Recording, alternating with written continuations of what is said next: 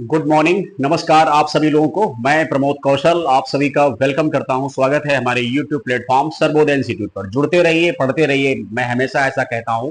Current affair देखिए ऐसा है, किसी भी एग्जाम की प्रिपरेशन कर रहे हो, पूछना ही नहीं है आपको कि हम किसकी प्रिपरेशन कर रहे हैं। जिसकी भी कर रहे हो, करंट अफेयर डेली पढ़ा करो। एक साथ पढ़ने बैठोगे तो बहुत ज्यादा करंट अफेयर हो जाता है, बड़ा पैनिक हो जाता है। तो ये ध्यान रखिए कि इतना सारा आप टेंशन ले ही नहीं पाओगे। तो डेली पढ़ते रहेंगे, डेली 10 क्वेश्चन, डेली 10 क्वेश्चन, तो प्रॉब्लम कभी नहीं आएगी ना, ये ध्यान रखिए। और ऐसे क्या होगा कि 6-6 महीने का लोड आप मतलब उठा नहीं पाओगे। मार्केट से जाओगे, बुक लाओगे, ले तो आओगे, बट उसको भी पढ़ना मुश्किल है। फिर सर इसमें शॉर्टकट बता दीजिए, लाइनिंग कर दीजिए, ऐसे कर दीजिए, तो उसमें टाइम मत वेस्ट करो। सीधे बेहतर है घर के अन्य लोगों को भी जोड़ो। जितने लोग आपके घर में कोई मान लीजिए नहीं पढ़ता है, उसको भी करंट अफेयर के लिए मोटिवेट करो। कम से कम वो भी तो जाने पाकिस्तान में क्या चल रहा है, अमेरिका में क्या चल रहा है।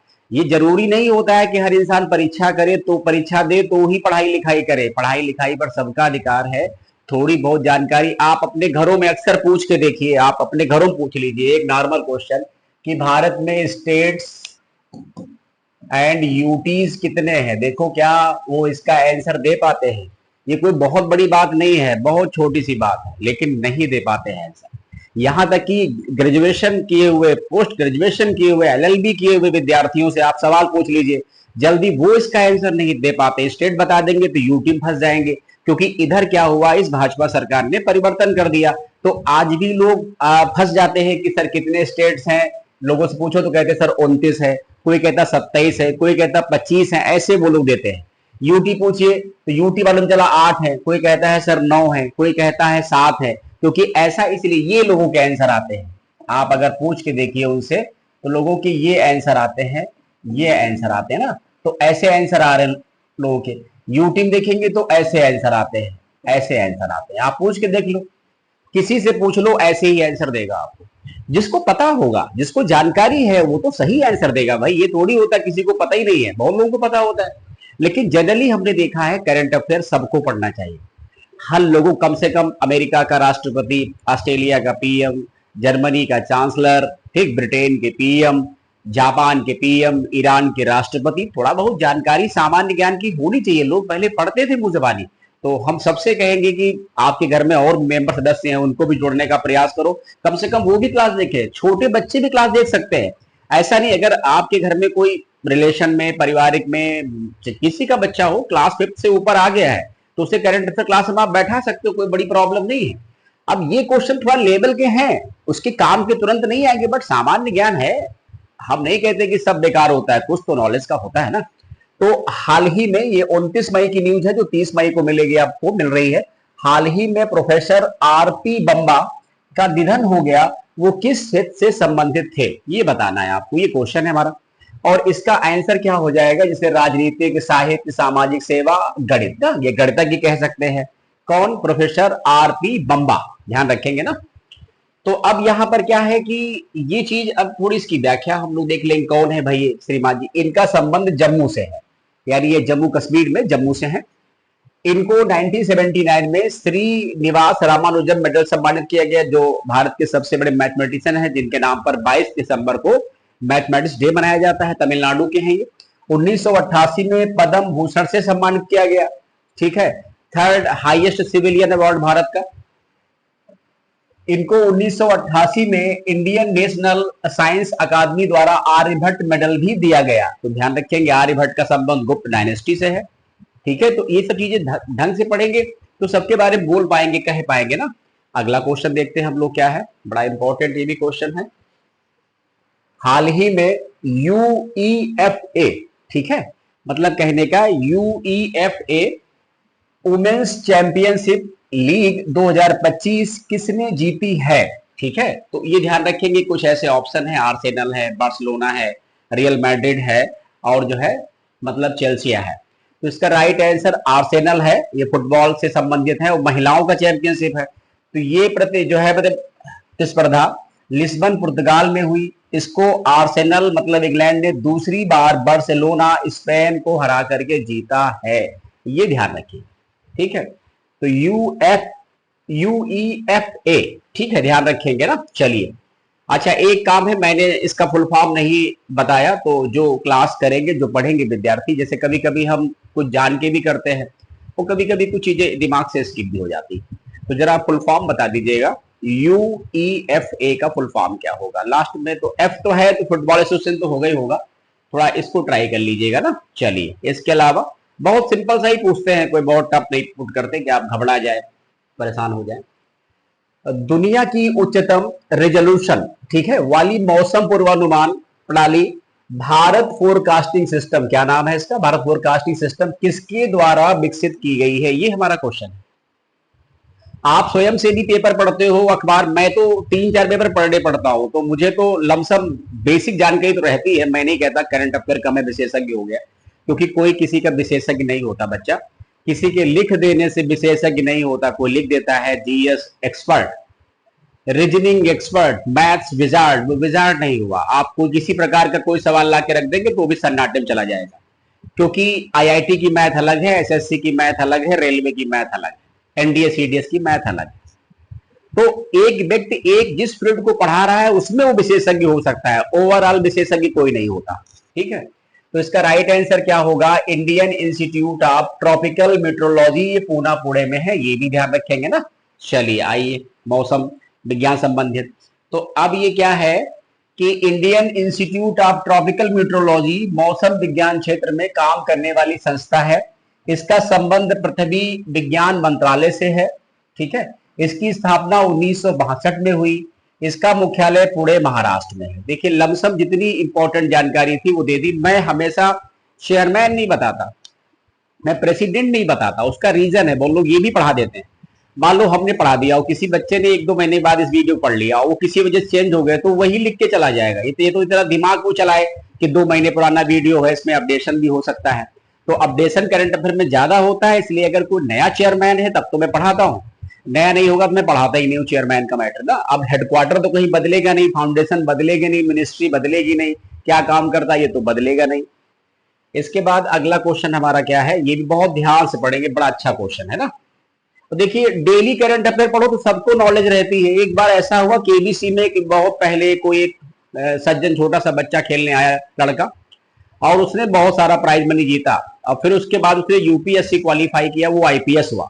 आप गूगल विकीपीडिया पे डाल के देखिएगा, कोई ऐसा बच्चा आया हो यूपीएस, उसमें केबीसी गेम खेलने अमिताभ जी के साथ, और वो यूपीएससी में आईपीएस बना हुआ।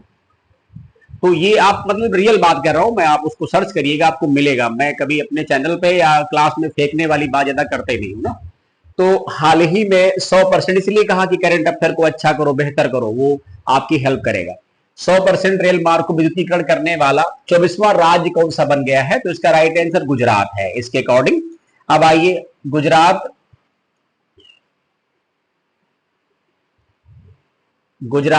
रेलवे का, गुजरात रेलवे का 100% विद्युतीकरण करने वाला देश का 24वां राज्य बन गया है। ठीक है, या रेल मार्ग कह सकते हैं, रेल मार्ग का। ठीक है, चलिए, प्रधानमंत्री नरेंद्र मोदी ने गुजरात के दाहोद में, गुजरात के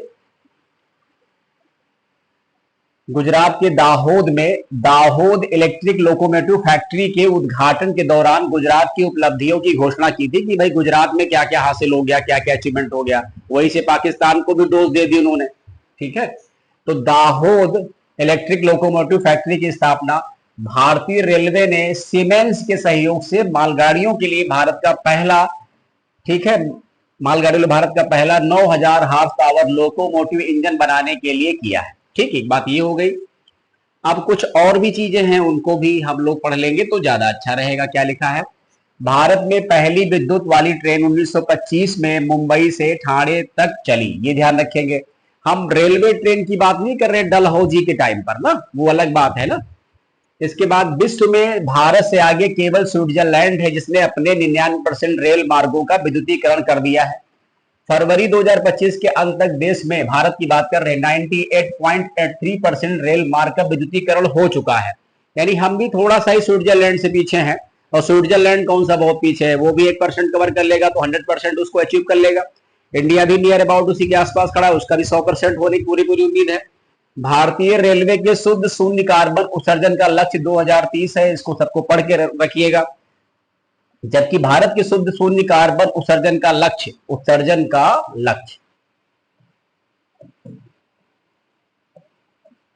लक्ष्य जो है 2070 रखा गया है। भारतीय रेलवे विद्युतीकरण का लक्ष्य जो है 2025-26 है। तो मतलब कहने का है कि उम्मीद है कि 26 लास्ट तक, मार्च एंड तक हो सकता है 100% हम लोग रेलवे में इलेक्ट्रिफिकेशन कर दें रेल मार्ग का ना, ये अच्छी बात रहेगी। और ये जो शून्य कार्बन जो है रेलवे का 2030, पूरे भारत का 2070 का है। ठीक है, अभी लंबा समय है इसमें। अगला क्वेश्चन देखेंगे, मोस्ट इंपॉर्टेंट है। कह रहे कि हॉकी इंडिया मास्टर कप 2025 का पहला संस्करण, ध्यान रखेंगे, first edition of hockey India master cup 2025 organise by, तो इसका राइट आंसर क्या हो जाएगा? चेन्नई हो जाएगा, ये ध्यान रखेंगे। अब आइए इसके बारे में समझाते हैं, बताते हैं क्या है कहानी, वरना आप जान नहीं पाएंगे ना। 18 से 27 जून 2025 चेन्नई तमिलनाडु में इसका आयोजन किया जाएगा। ये बात क्लियर हो गई। अब समझेंगे क्या है, कैसे क्या है। ये टूर्नामेंट खास तौर पर अनुभवी खिलाड़ियों के लिए है। पुरुष वर्ग के लिए आयु 40 वर्ष या उससे अधिक, महिला वर्ग के लिए आयु 35 वर्ष या उससे अधिक। हॉकी इंडिया की स्थापना 2009 में हुई थी। इसका मुख्यालय नई दिल्ली में है। बात क्लियर समझ में आई नहीं आई? इसमें कौन लोग खेलेंगे? पुरुष वर्गों के लिए 40 वर्ष या उससे ऊपर, महिलाओं में 35 वर्ष या उसके ऊपर के प्लेयर्स इसमें शामिल किए जाएंगे। ध्यान रखेंगे, जो भी मैंने आपको पढ़ा रखा है, हॉकी इंडिया मास्टर का पहला एडिशन होगा, और जब होगा तो रिजल्ट भी आएगा, तो उसके बारे में डिस्कशन कर लें, क्योंकि अभी तो 1 महीने से ऊपर का टाइम है अप्रोक्सीमेट। चलिए, इसके बाद ये क्वेश्चन देखिए क्या है। ये क्वेश्चन है, हाल ही में 100 एटीपी, ठीक, एटीपी मतलब क्या होता है? Association of tennis professional. क्या बताया हमने? एसोसिएशन ऑफ टेनिस प्रोफेशनल, ये देखो लिखा भी, association of tennis professional tour खिताब जीतने वाले दुनिया के तीसरे पुरुष खिलाड़ी कौन बने हैं? मतलब इससे पहले 2 और बन गए हैं। तो इसका राइट आंसर है नोवाक जोकोविच। ये बिलोंग करते हैं सर्बिया से, बिलोंग फ्रॉम सर्बिया। चलिए, इसके बाद हमारा अगला क्वेश्चन हम लोग देखते हैं। ATP association of tennis professional, हाल ही में नोवाक जोकोविच ने जिनेवा ओपन 2025 जीता है। इसके बाद में दुनिया के तीसरे मेल टेनिस प्लेयर बन गए हैं। ये बात ध्यान रखेंगे ना।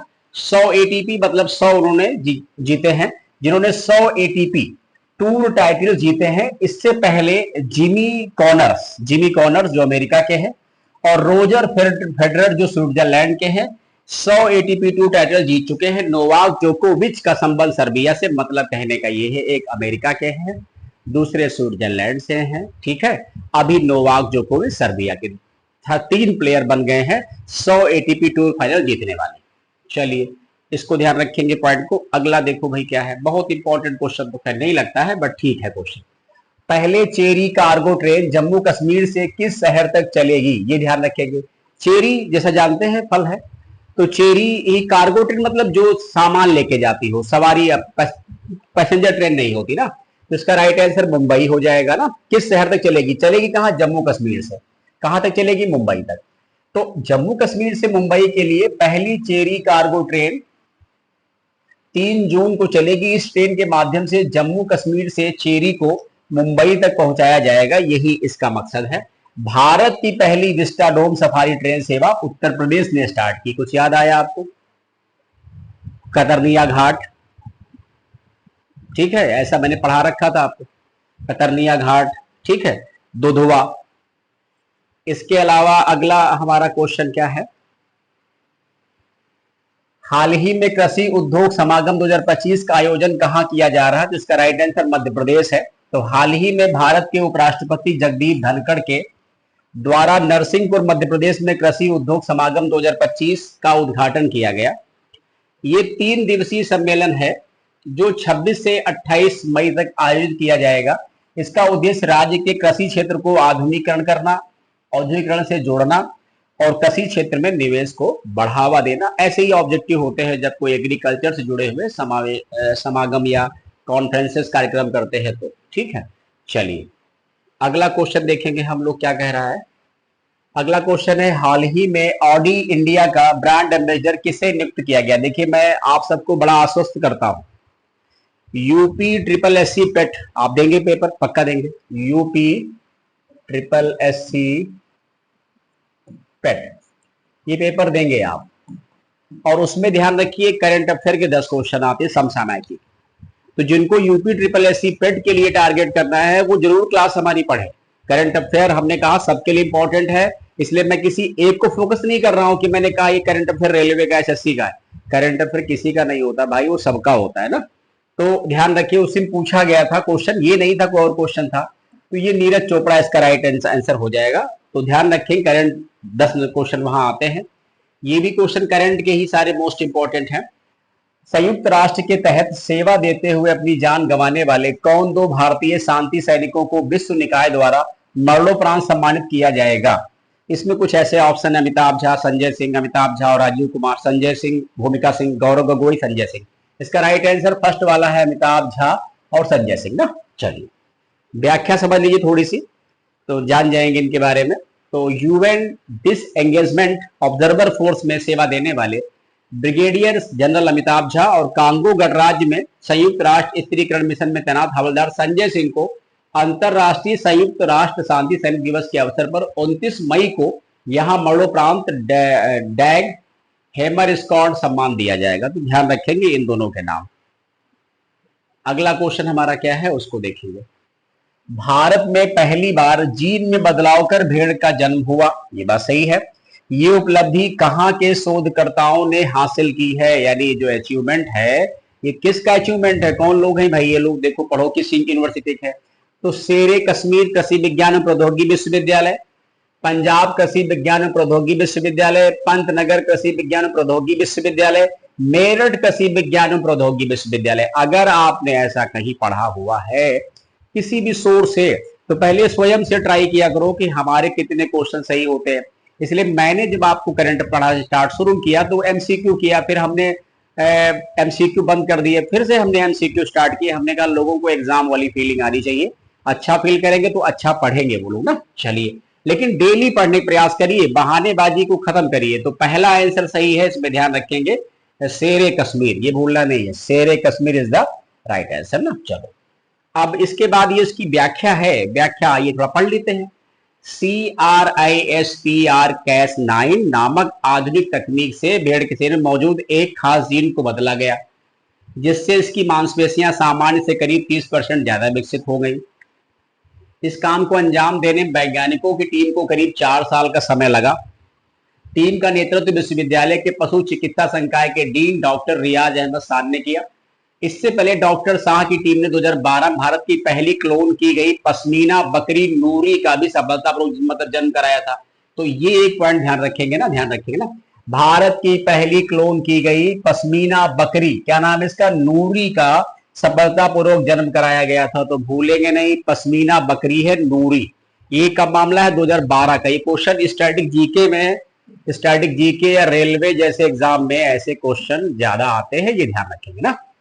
फिर ये उपलब्धि भारत में कुछ ही दिनों पहले जारी पहली जीन संपादित धान की किस्म के बाद सामने आई है। चलिए अब इसके बाद अब बहुत कुछ चेंजेस कर रहे हैं वो लोग धीरे धीरे। ये आज का लास्ट क्वेश्चन हो जाएगा। कल्याण ज्वेलर्स के लाइफ स्टाइल ज्वेलरी ब्रांड कैंडियर, ठीक है, बहुत डिफरेंट डिफरेंट कलेक्शन होते हैं, बहुत डिफरेंट डिफरेंट डिजाइन में ना कैंडियर करता है वो। तो कैंडियर ने किसको अपना नया ब्रांड एम्बेसडर बनाया है, इसका राइट आंसर शाहरुख खान है ना। तो ध्यान रखेंगे अभी ऑडी इंडिया नीरज चोपड़ा और ये कैंडियर का शाहरुख खान। ऐसे देखा होगा तो हमने तकरीबन 20 से 25 आपको ब्रांड एम्बेसडर अभी तक पढ़ा दिया होगा, जनवरी से लेकर के मई लास्ट तक। तो किसी प्रकार का कोई गैप नहीं है। जिसको पूरा करंट अफेयर चाहिए समीक्षा अधिकारी आरओ के लिए वो हमारे यूट्यूब से जुड़े। बाकी जो सपोर्ट होगा मैं कर रहा हूं और आगे भी करता रहूंगा। कहीं कुछ भी डाउट लगे कोई आपका परिवार का दूर दराज का, उसे तुरंत कहो हमारे यूट्यूब प्लेटफॉर्म से जुड़े, जो मेरी सहायता, क्योंकि मैं किसी को भ्रमित नहीं करता। और ध्यान रखिए जो बच्चे लखनऊ के हैं, यूपी या उसके आसपास के जिलों के हैं, जैसे भाई अंबेडकर नगर हो गया, ठीक है। इसके अलावा बाराबंकी हो गया, सीतापुर हो गया, लखीमपुर हो गया, हरदोई हो गया, शाहजहांपुर हो गया, गोंडा हो गया, बहराइच हो गया, बलरामपुर हो गया। ये आसपास की जो 10-12, रायबरेली हो गया, उन्नाव हो गया, 10-12 जिलों के जो बच्चे जो आसपास के आते हैं वो लखनऊ आने का थोड़ा सा ख्वाब कम पाले, क्योंकि लखनऊ में कोचिंग वाला फील्ड जो है ये धीरे धीरे खत्म हो गया है। अपना टाइम वेस्ट करने मत आइए, जहां है वहीं रह के पढ़ाई करिए, या लखनऊ आइए तो कोचिंग के झांसे में न पड़िए। शांत रह के रूम लेके, पीजी लेके, जहां डिस्टरबेंस ना हो वहां बैठ के पढ़ो। और लखनऊ आते हो तो हम लोगों के संपर्क में बने रहो। अगर कोई आपका दूर दराज का जानने वाला हो, भाई मैं तो लखनऊ से ही पढ़ाता हूँ क्लास ना, तो जो दूर दराज का हो वो संपर्क कर सकता है, मिल सकता है।